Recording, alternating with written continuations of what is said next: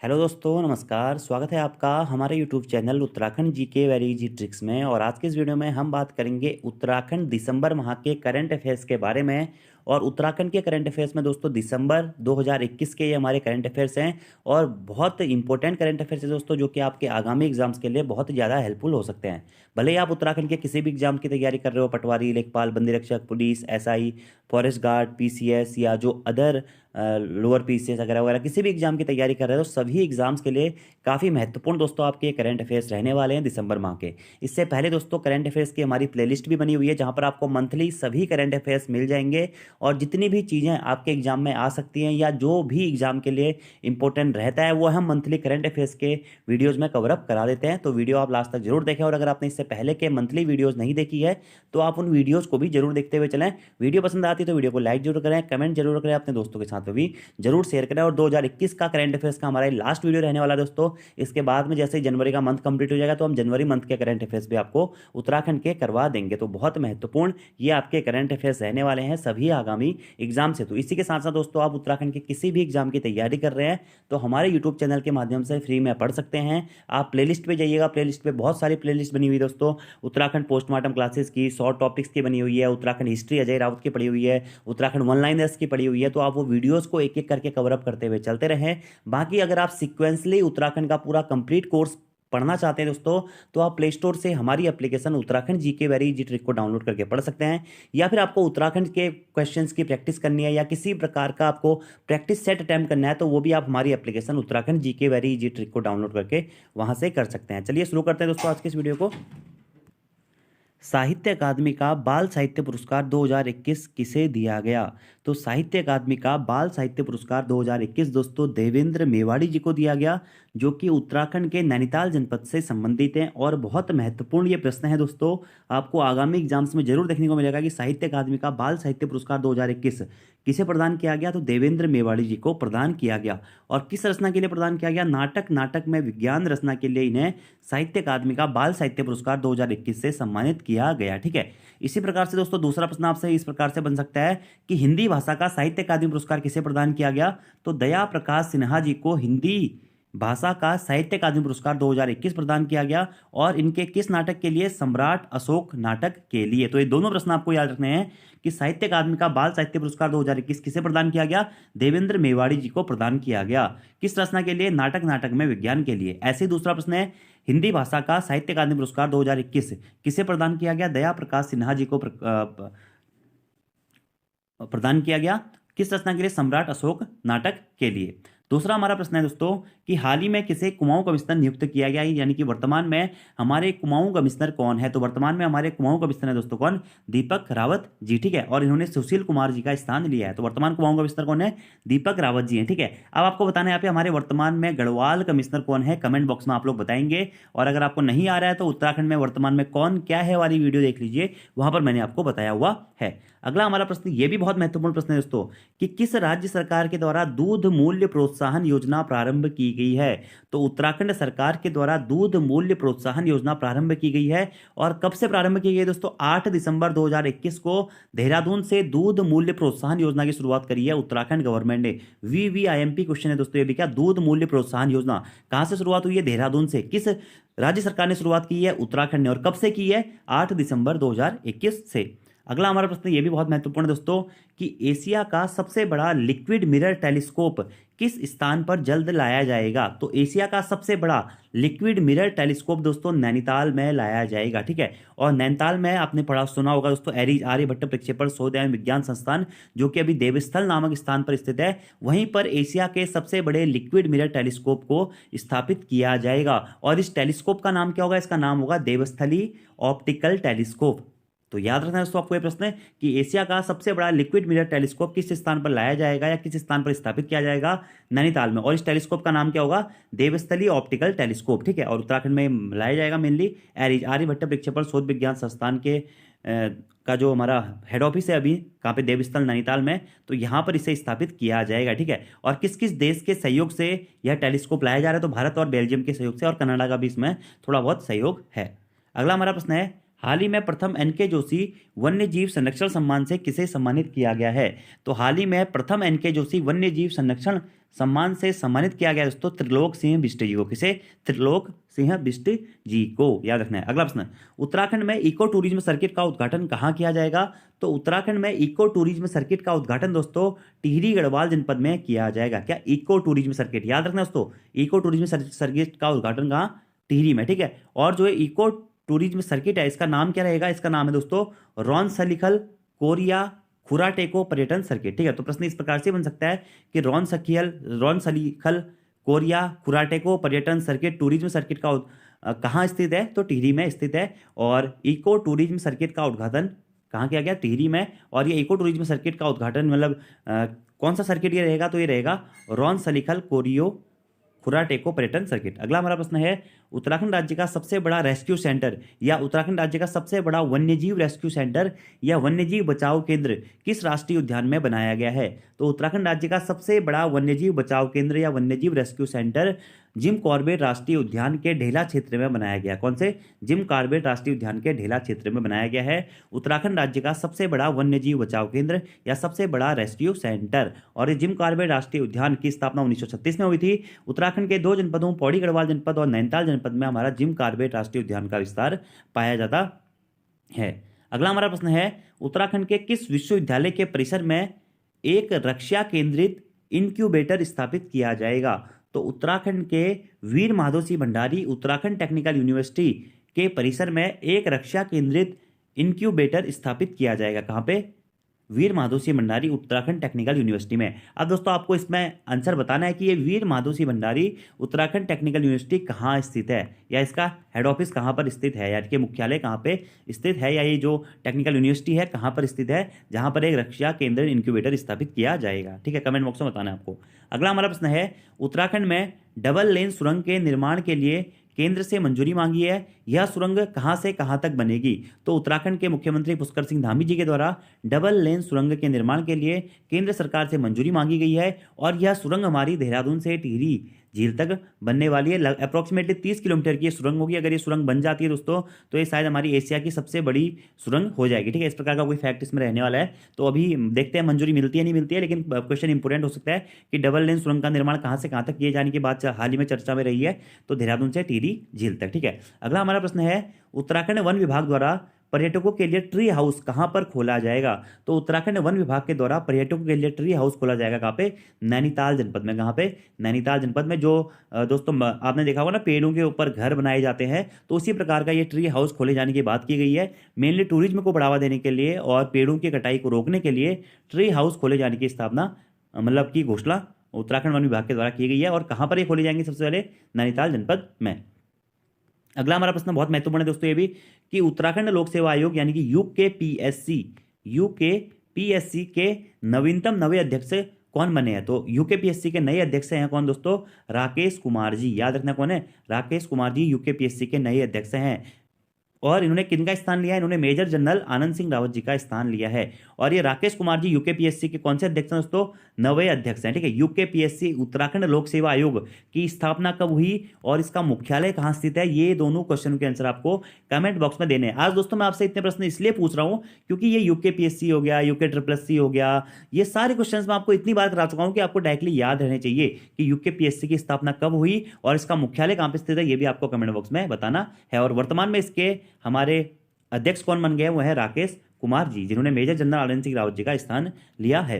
अगला हमारा प्रश्न ये भी बहुत महत्वपूर्ण है दोस्तों, कि अंतर्राष्ट्रीय मधुमक्खी पालन महोत्सव का आयोजन उत्तराखंड के किस स्थान पर किया गया है? तो अंतर्राष्ट्रीय मधुमक्खी पालन महोत्सव का आयोजन उत्तराखंड के नैनीताल जनपद के हल्द्वानी में किया गया है। और 3 दिवसीय मधुमक्खी पालन महोत्सव था ये, जो 18 से लेकर 20 दिसंबर 2021 के मध्य में आयोजित किया गया था। तो अंतर्राष्ट्रीय मधुमक्खी पालन महोत्सव का आयोजन कहां पे किया गया? हल्द्वानी में। कब से कब तक? 18 से लेकर 20 दिसंबर 2021 के मध्य में। अगला प्रश्न ये भी इंपोर्टेंट है, राष्ट्रीय भू स्थानिक सम्मान से किसे सम्मानित किया गया है? तो प्रोफेसर पी.के. जोशी जी को राष्ट्रीय भू स्थानिक सम्मान से सम्मानित किया गया। किसे? Professor P K. जोशी। कौन सा सम्मान? भू स्थानिक सम्मान। अगला हमारा प्रश्न है, उत्तराखंड के किन व्यक्तियों को मदर टेरेसा मेमोरियल अवार्ड से सम्मानित किया गया है? तो उत्तराखंड के 2 व्यक्तियों को, अनिल प्रकाश जोशी जी और रिधिमा पांडे, इन दोनों व्यक्तियों को दोस्तों मदर टेरेसा मेमोरियल अवार्ड से सम्मानित किया गया है। यह अवार्ड उन्हें हार्मनी फाउंडेशन ने नई दिल्ली में सामाजिक न्याय के क्षेत्र में उत्कृष्ट कार्य के लिए प्रदान किया गया है, ठीक है। और पर्यावरण के क्षेत्र में दोनों को, अनिल प्रकाश जोशी जी को और रिधिमा पांडे जी को, मदर टेरेसा मेमोरियल अवार्ड से सम्मानित किया गया। मेनली नाम याद रखना है, मदर टेरेसा मेमोरियल अवार्ड से किसे सम्मानित किया गया? अनिल प्रकाश जोशी जी को और रिधिमा पांडे जी को। सामाजिक न्याय के क्षेत्र में उत्कृष्ट कार्य के लिए यह अवार्ड प्रदान किए जाते हैं। मेनली ये दोनों पर्यावरण से संबंधित हैं। अनिल प्रकाश जोशी का नाम तो आपने बहुत बार सुना भी होगा। हैस्को के संस्थापक भी कौन है? अनिल प्रकाश जोशी जी हैं, ठीक है। अगला प्रश्न है, राज्य का नवीनतम नवा नगर निगम का दर्जा किसे प्रदान किया गया है? तो श्रीनगर को दोस्तों नवे नगर निगम का दर्जा तो प्रदान किया गया था, लेकिन वर्तमान में शायद ये घोषणा जो है दोस्तों ये कैंसिल हो गई है, या कोर्ट केस, मतलब कुछ इसमें अभी एक्चुअलिटी में अगर आपसे पूछा जाता है कि नगर निगम कितने हैं, तो आपको 8 ही याद रखने हैं। 9वें की घोषणा जरूर हुई है। अगर आपसे प्रश्न इस प्रकार में पूछा जाता है कि उत्तराखंड के नवे नगर निगम का दर्जा किसे प्रदान किए जाने की घोषणा की गई है, ठीक है, तो वहां पर आपको याद रखना है कि श्रीनगर को, ठीक है। लेकिन अगर एक्चुअलिटी में आपसे पूछा जाता है कि इस प्रकार से अगर प्रश्न पूछा जाता है कि उत्तराखंड में वर्तमान में कितने नगर निगम है, तो वर्तमान के हिसाब से आपको 8 ही अभी तक याद रखना है, ठीक है, क्योंकि 9वें का अभी तक फिक्स नहीं है, ठीक है। शायद इसके कैंसिल की अधिसूचना भी जारी तो नहीं हुई है, लेकिन शायद कोर्ट केस में ये मामला कुछ अभी अटका हुआ है, ठीक है। तो फिलहाल आप इसे स्किप करिएगा। नवा नगर निगम का दर्जा प्रदान किए जाने की घोषणा की गई किसे? श्रीनगर को। अधिसूचना भी जारी हो गई थी, लेकिन अभी कुछ कॉम्प्लिकेशन इसमें चल रही है, ठीक है। बाकी श्रीनगर कहाँ पर था? पौड़ी गढ़वाल जनपद बनता है। घोषणा कब हुई थी? 31 दिसंबर 2021 को घोषणा की गई थी नवे नगर निगम को बनाने की। कहाँ? श्रीनगर में, ठीक है। लेकिन वर्तमान में याद रखना आपको, फिलहाल आपको 8 ही याद रखने। कितने? 8। कैंपा योजना के तहत भारत की पहली घास संरक्षिका का उद्घाटन कहाँ किया गया था? तो कैंपा परियोजना के तहत भारत की प्रथम घास संरक्षिका का उद्घाटन दोस्तों उत्तराखंड में किया गया था, और उत्तराखंड में अल्मोड़ा जनपद के रानीखेत। कहाँ पे एग्जैक्टली आपको याद रखना है, कहाँ पे? रानीखेत में भारत की पहली घास संरक्षिका का उद्घाटन किया गया था। कहाँ पे? रानीखेत, उत्तराखंड में। अगला हमारा प्रश्न है, हाल ही में जॉर्ज एवरेस्ट हाउस का पुनर्निर्माण किया गया है। यह हाउस कहाँ स्थित है? तो ये एग्जाम में भी आ चुका है प्रश्न कि जॉर्ज एवरेस्ट हाउस किस जनपद में स्थित है? तो मसूरी में स्थित है जॉर्ज एवरेस्ट हाउस, ठीक है। बाकी एबट माउंट ये कहाँ स्थित है? ये चंपावत में स्थित है। ये भी एग्जाम में प्रश्न पूछा जा चुका है। अगला प्रश्न दोस्तों कि वर्ल्ड बैडमिंटन चैंपियनशिप 2021 में लक्ष्य सेन ने कौन सा पदक जीता है? तो वर्ल्ड बैडमिंटन चैंपियनशिप 2021 जिसका आयोजन स्पेन में हुआ था, इसमें अल्मोड़ा जनपद के निवासी लक्ष्य सेन के द्वारा कांस्य पदक जीता गया है। कौन सा पदक जीता है? कांस्य पदक। तो प्रश्न इस प्रकार से बन सकता है कि वर्ल्ड बैडमिंटन चैंपियनशिप 2021 में कांस्य पदक किसने जीता है? तो लक्ष्य सेन ने जीता है। अगला हमारा प्रश्न है दोस्तों कि देहरादून स्थित सैन्य धाम का नाम किसके नाम पर रखा गया है? वैसे यह प्रश्न होना चाहिए था कि देहरादून स्थित सैन्य धाम के मुख्य द्वार का नाम किसके नाम पर रखा गया है? तो जनरल विपिन रावत जी के नाम पर रखा गया है देहरादून स्थित सैन्य धाम के मुख्य प्रवेश द्वार का नाम, ठीक है। और जो ये देहरादून स्थित सैन्य धाम है, इसे उत्तराखंड के 5वें धाम के रूप में विकसित किया जाएगा, ठीक है, या 5वें धाम के रूप में प्रसिद्ध माना जाएगा। और इस सैन्य धाम का जो मुख्य प्रवेश द्वार है, इसे देश के प्रथम CDS जनरल विपिन रावत जी के नाम पर बनाया जा रहा है। तो किसके नाम पर सैन्य धाम के मुख्य द्वार का आयोजन या मुख्य प्रवेश द्वार का नाम रखा जाएगा? तो जनरल विपिन रावत जी के नाम पर। अगला हमारा प्रश्न है, राज्य की पहली क्रोकोडाइल सफारी का लोकार्पण कब किया गया? तो राज्य की पहली क्रोकोडाइल सफारी का निर्माण कहाँ पर किया जा रहा है? पहले मैं आपको प्रश्न करा चुका था, खटीमा में। खटीमा उधमसिंह नगर जनपद में राज्य की पहली क्रोकोडाइल सफारी का उद्घाटन का निर्माण किया जा रहा था, मतलब निर्माण हो गया था। इसका लोकार्पण कब किया गया? तो 29 दिसंबर 2021 को इसका लोकार्पण किया गया। मैंने लोकार्पण नहीं पूछा जाएगा, आपको ये याद रखना है कि उत्तराखंड राज्य की पहली क्रोकोडाइल सफारी का निर्माण कहाँ पर किया गया? तो खटीमा में किया गया, ठीक है। और खटीमा के सुरई रेंज के ककरा नाले में किया गया, ठीक है। इसका निर्माण भी किया गया और लोकार्पण इसका मुख्यमंत्री पुष्कर सिंह धामी जी के द्वारा 29 दिसंबर 2021 को किया गया है। अगला प्रश्न ये भी इंपोर्टेंट है दोस्तों कि उत्तराखंड हाईकोर्ट का नया कार्यकारी मुख्य न्यायाधीश किसे नियुक्त किया गया है? तो उत्तराखंड हाईकोर्ट का नया कार्यकारी मुख्य न्यायाधीश दोस्तों संजय कुमार मिश्रा जी को नियुक्त किया गया है। और इन्होंने किसका स्थान लिया है? इन्होंने RS चौहान, राघवेंद्र सिंह चौहान जी का स्थान लिया है। किसने? संजय कुमार मिश्रा जी ने। तो वर्तमान में उत्तराखंड के कार्यकारी मुख्य न्यायाधीश कौन है? वह है संजय कुमार मिश्रा जी। और RS चौहान जी आप रिटायर हो गए हैं, याद रखना आपको, RS चौहान जी आप वर्तमान में हमारे मुख्य न्यायाधीश नहीं रहे, ठीक है। अगला हमारा प्रश्न है, उत्तराखंड सरकार द्वारा लगभग 2.59 लाख छात्रों के बैंक खातों में कितने रुपए जारी करने की घोषणा की गई है? अप्रोक्सीमेटली दोस्तों 12,000 रुपये छात्रों के बैंक खातों में जमा करने की घोषणा की गई है, ठीक है। और ये 12,000 रुपये आप लोगों ने ये भी सुना होगा कि टैबलेट भी वितरण किए जा रहे हैं। तो टैबलेट वितरण मतलब टैबलेट की धनराशि छात्रों के अकाउंट में दी जा रही है ताकि वो टैबलेट खरीदें और अपनी ऑनलाइन शिक्षा को बढ़ाएं। और मेनली हाई स्कूल मतलब जो 11th 12th या जो ग्रेजुएशन में छात्र हैं उनको ये चीज़ें प्रदान की जा रही है, ठीक है। तो कितना? 12,000 याद रखना है। भले टैबलेट वितरण योजना में कहें या छात्रों को ऑनलाइन शिक्षा को प्रोत्साहित करने के लिए कितने 1,000 रुपये जारी करने की घोषणा की गई है, तो 12,000 रुपये, ठीक है, पर स्टूडेंट। अगला हमारा प्रश्न है, राज्य सरकार के द्वारा हाल ही में खेल और सामान्य स्वास्थ्य को बढ़ावा देने के लिए किसे राज्य का ब्रांड एम्बेसडर नियुक्त किया गया है? तो राज्य सरकार के द्वारा हाल ही में खेल और सामान्य स्वास्थ्य को बढ़ावा देने के लिए ऋषभ पंत को उत्तराखंड का खेल एवं सामान्य स्वास्थ्य का ब्रांड एम्बेसडर नियुक्त किया। यानी कि अगर आपसे प्रश्न पूछा जाता है कि उत्तराखंड के खेल में ब्रांड एम्बेसडर कौन है, तो वो है ऋषभ पंत जी, ठीक है। और हाल ही में हमारे जो मुख्यमंत्री हैं पुष्कर सिंह धामी जी के द्वारा इसकी घोषणा की गई कि ऋषभ पंत को खेल और सामान्य स्वास्थ्य का ब्रांड एम्बेसडर नियुक्त किया गया है। और ऋषभ पंत उत्तराखंड के ही निवासी हैं, उत्तराखंड के रुड़की से इनका संबंध माना जाता है और क्रिकेट के खिलाड़ी हैं, प्रसिद्ध, आप सभी लोगों को पता होगा क्रिकेट। अगला हमारा प्रश्न है दोस्तों, एक दो पॉइंट और यहाँ पे कि उत्तराखंड में टीबी उन्मूलन अभियान के ब्रांड एम्बेसडर कौन है? प्रीतम भरतवाल जी हैं। उत्तराखंड में बेटी बचाओ बेटी पढ़ाओ जो हमारा अभियान है उसके ब्रांड एम्बेसडर वंदना कटारिया जी हैं वर्तमान में। उत्तराखंड राज्य की कला पर्यटन एवं संस्कृति के ब्रांड एम्बेसडर कौन है वर्तमान में? वो है पवनदीप राजन जी। अगला हमारा प्रश्न है, राष्ट्रीय रैंकिंग टेबल टेनिस प्रतियोगिता 2021 का आयोजन कहाँ किया गया है? तो राष्ट्रीय रैंकिंग टेबल टेनिस प्रतियोगिता 2021 का आयोजन दोस्तों देहरादून में किया गया था। कब? 7 से लेकर 14 दिसंबर 2021 के मध्य में राष्ट्रीय रैंकिंग टेबल टेनिस परियोजना प्रतियोगिता 2021 का उद्घाटन कहाँ पे? देहरादून में। अगला हमारा प्रश्न है, हाल ही में चमोली जनपद के घाट विकासखंड का नाम बदलकर क्या रखा गया है? तो नंदा नगर रखा गया है चमोली जनपद के घाट विकासखंड का नाम बदलकर। और ये कब से लागू होगा?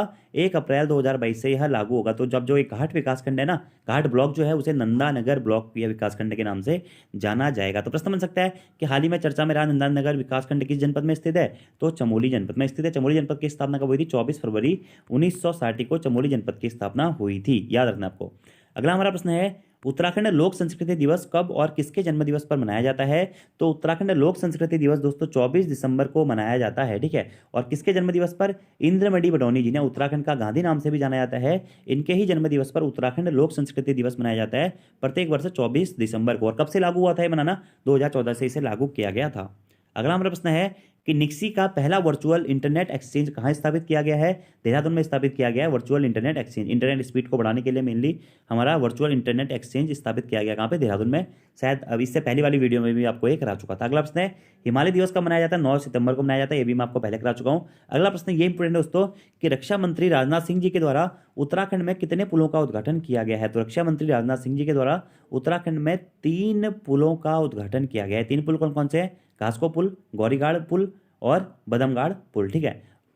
तो राजनाथ सिंह ने उत्तराखंड में कितने 3 पुलों का उद्घाटन किया है, मतलब उद्घाटन किया है? घासको पुल, गौरीगाड़ पुल और बदमगाड़ पुल।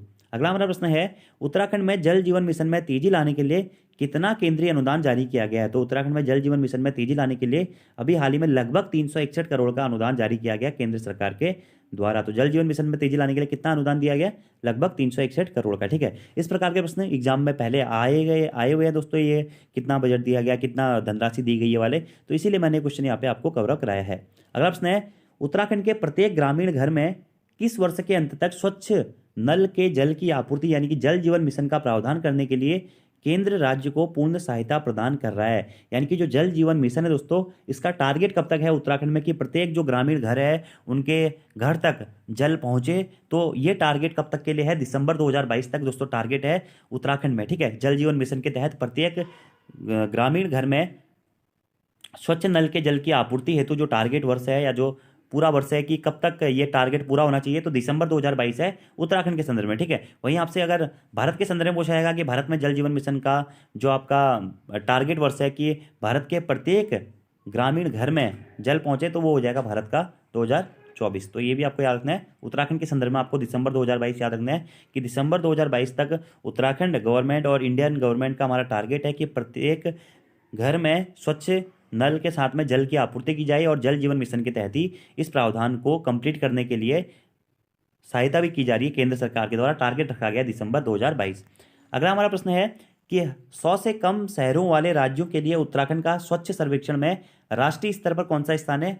तो चौथा स्थान है। तो दोस्तों ये प्रश्न आप छोड़ दीजिएगा, थोड़ा सा इसमें कॉम्प्लिकेशन है। फिलहाल आप ये याद रखिएगा कि उत्तराखंड के स्वच्छ सर्वेक्षण 2021 में कितने अंक आए हैं? तो 6000 में से 1531 अंक उत्तराखंड को मिले हुए हैं।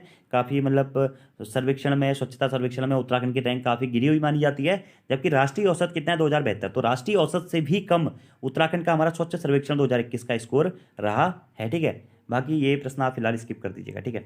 अगला हमारा प्रश्न है, दिल्ली देहरादून आर्थिक गलियारा या दिल्ली देहरादून इकोनॉमिक कॉरिडोर कब तक पूरा होगा? तो लगभग 2023 तक दिल्ली देहरादून आर्थिक गलियारा या इकोनॉमिक कॉरिडोर आपका पूरा हो जाएगा। ठीक है, अगला प्रश्न है, सरकार ने 4 धाम सड़क संपर्क कार्यक्रम के लिए कब तक की समय सीमा निर्धारित की है? तो उत्तराखंड गवर्नमेंट के द्वारा या केंद्र सरकार के द्वारा नॉर्मली आप ये कह सकते हैं कि 4 धाम सड़क संपर्क कार्यक्रम के लिए दिसंबर 2024 तक आपकी समय सीमा रखी है, यानी कि दिसंबर 2024 तक ये जो है 4 धाम सड़क संपर्क कार्यक्रम है इसका निर्माण पूरा हो जाएगा। और जल जीवन मिशन के तहत कब? 2022 तक की दिसंबर 2022 तक का टारगेट रखा गया है प्रत्येक घर में नल पहुंचाने को लेकर। तो ये दोनों प्रश्न आपको याद रखने हैं।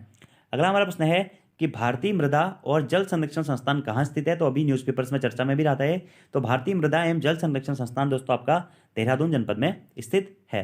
अगला प्रश्न है, उत्तराखंड में 4 धाम देवस्थानम बोर्ड अधिनियम को निरस्त कर दिया गया है, जिसने गंगोत्री, यमुनोत्री, बद्रीनाथ और केदारनाथ के 4 धामों मंदिरों सहित लगभग कितने मंदिरों को राज्य के नियंत्रण में ला दिया था? तो लगभग 50 मंदिर इसके साथ में और थे दोस्तों, लेकिन वर्तमान में इस 4 धाम देवस्थानम बोर्ड अधिनियम को खत्म कर दिया गया है, वर्तमान में इसे खत्म कर दिया गया है। अगला प्रश्न और आज का हमारा लास्ट प्रश्न है दोस्तों कि चाय हेतु प्रसिद्ध नायल गांव किस जिले में स्थित है, जिसकी चाय अंतर्राष्ट्रीय लेवल पर भी दोस्तों काफ़ी फेमस मानी जा रही है और चाय का उत्पादन और ट्रांसपोर्ट भी यहाँ से एक अच्छी मात्रा में हो रहा है।